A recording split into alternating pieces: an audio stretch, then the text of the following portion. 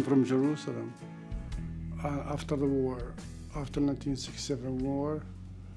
I left, I flew, I was in Kuwait. I came from Kuwait to here in 1968. I did land when I came in New York. Then I have a relative of mine, they live in, I find out the telephone book. I find Abedrabbo family, and one of my cousins, he lived here. So I called him up. He came and got me, and he happened to be live in Patterson, New Jersey. He said, don't worry, I will take care of you. So I did to work as a mechanic, start my job. About 2-3 weeks later, start like doing, I'm specialized in Volkswagen cars, VW. And I used to love to work on the bugs and things like this, so I enjoyed it. So I opened my own gas stations, once, then I expanded another one, then I expanded 3. I have a really nice service with the people. Then one day I said, well, I want to explore. I came to Pennsylvania, I visited one time. I said, wow, this is a cute town. I came to Stroudsburg, and I fell in love with it. So I did search for business again. So I sold my businesses down in Patterson. Then I came back here, then I start, when I find the gas station, I find the gas station on 209 East Stroudsburg. So one day I was looking for a farm because my wife, she's a animal lover, and I did find the place. So when I came, I fall in love with the whole area more. Moscow, Scranton, Here Scranton is really cute, very cute town. I went to explore, I went to see the train station, how the people here, very, very friendly, it's nice.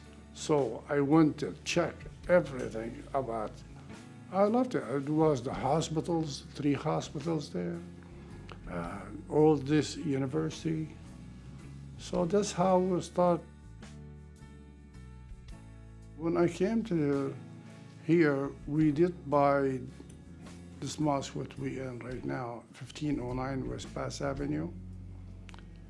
I was not the president yet, somebody else was, but then I took over about 4 years ago.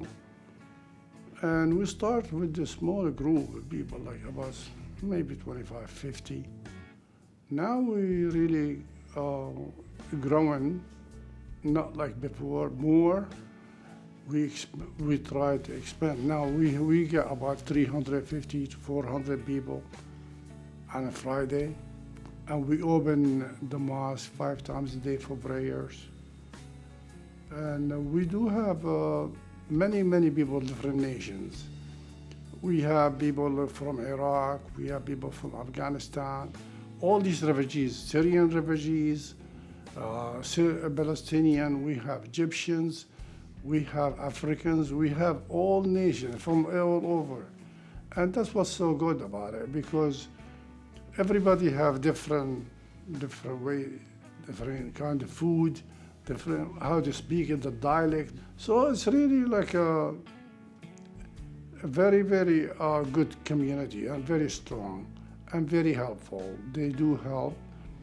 And we have, in our community there, we do have a lot of doctors. Pakistani doctors, Arab doctors, Indian doctors, Syrian. So all they work in hospitals around here. And they provide good service for this country too. And in fact, when the Syrian people came here, we did help them. We find a job for them sometimes. If they need money for donation for the rent or things like this, we will take care of it. We help how much we can. All our neighbors are very nice people. We have no trouble with them. We did have like a very close friendship with them. And in fact, what I did a couple of times too there, on Thanksgiving, what I did, I bought all these turkeys, and frozen, of course, and I put them outside. It was cold, and I put sign, anybody, you're welcome to have a turkey for Thanksgiving, free turkey. And they stopped. You could have, sure. Yeah, I don't care if you're Muslim, if you're Christian, if you're Jew, if you're whatever. We are the way I feel. We are on this earth. We live once. We should be kind to each other. We're trying to invite the community again to come to the mosque and look and share our religion with them, and share what we believe in. Of course, after all, we all got children. We all got a creation. If we learn to live with each other in peace, that is the best thing we could do. In Jerusalem, it's really combined all together, Muslim, Christian, Jews, but just to live in that peace. That's to find a solution for the Palestinian people. Because Palestinian people, they lived there 2,000 years. You can't just tell me this is Israel homeland. If this is the way it goes, why America don't give this to the Indian? America was the Indian here, so give them back to the Indian, if this is the way it goes. But I hope the United States someday have the eyes to clear this up and to be real partner, peace partner for everybody, not only take one side. Taking one side is not gonna cut it. I am involved with interfaith. As a Muslim, I go with the Jews, Buddha, Baha'i, and a Muslim, and a Christian. They all come to our mosque. I made them some food, and we talk about each other. But we talk, but we don't really, we should do better. We should, should push a little bit more. Not only us, because here we could be friends, there's no problem. You could, in America, that's what's so good about it. Everybody live in this country from different nations, from different countries, different languages. Okay, but also we are all together.